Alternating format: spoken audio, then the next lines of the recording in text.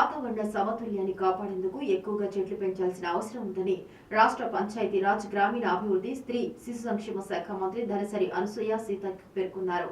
మంగళవారం గోవిందరావుపేట మండలం చాల్వాయి గ్రామం బుస్సాపూర్ రోడ్డులో గల 5వ బెటాలియన్ క్యాంపులో రాష్ట్ర పంచాయతీరాజ్ గ్రామీణాభివృద్ధి స్త్రీ శిశు సంక్షేమ శాఖ మంత్రి ధనసరి అనసూయ సీతక్ స్వచ్ఛదనం పచ్చదనం కార్యక్రమం ప్రత్యేక అధికారి S Krishna Aditya labour director ఉపాధి శిక్షణ జిల్లా కలెక్టర్ దివాకర్ టిఎస్ అదనపు కలెక్టర్ స్థానిక సంస్థలు P Srija OSD Mahesh Baba Saheb Gite DFO Rahul Kishan Jadhav CMTT అలెక్లతో కలిసి స్వచ్ఛదనం పచ్చదనం కార్యక్రమంలో భాగంగా మొక్కలను నాటారు. అనంతరం వ్యాసరచన ఉపన్యాసంతో ప్రతిభ కనపరిచిన విద్యార్థులకు సర్టిఫికెట్స్ బహుమతులు అందజేశారు.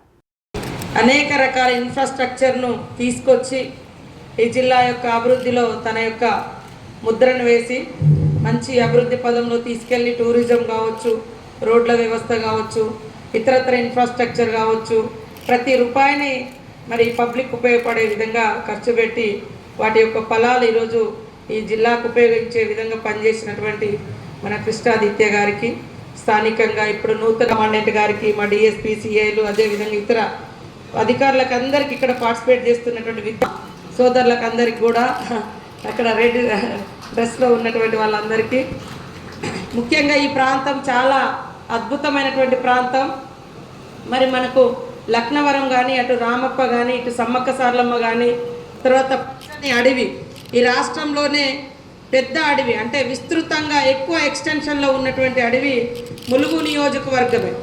కాబట్టి ఇంత మంచి వాతావరణం, అటువైపు 100 కిలోమీటర్స్ గోదావరి, అటు వెళ్తే బొగతా వాటర్ ఫాల్స్, ఇంకా లోపల ముత్యాల ద్వారా కానీ, లేకుంటే ఇక్కడ మన లక్ష్మీనరసింహస్వామి టెంపుల్, ఇట్లా ఒక అద్భుతమైనటువంటి లొకేషన్ల మధ్య మీరు ఈ ప్రాంతానికి వచ్చి మరి సేవ చేస్తున్నందుకు మీ అందరికి కూడా హృదయపూర్వక శుభాకాంక్షలను తెలియజేస్తూ ఉన్నాము. ముఖ్యంగా ఈరోజు రాష్ట్ర వ్యాప్తంగా చేపట్టినటువంటి కార్యక్రమం పచ్చదనం స్వచ్ఛదనం. ఈ పచ్చదనం లేకుండా, స్వచ్ఛదనం లేకుండా ఎవరు కూడా ఆరోగ్యంగా ఉండరు. కాబట్టి ఎన్ని ధనాలు ఉన్నా మనకు కావాల్సింది ఫస్ట్ ఆర్థికంగా మనం బాగుండాలన్నా ఆరోగ్యం బాగుండాలి. ఆరోగ్యం బాగాలేకుండా ఎన్ని వేల కోట్లు ఉన్నా కూడా మనం కనీసం ఇప్పుడు చూస్తూ ఉన్నాం. ఒకప్పుడు మన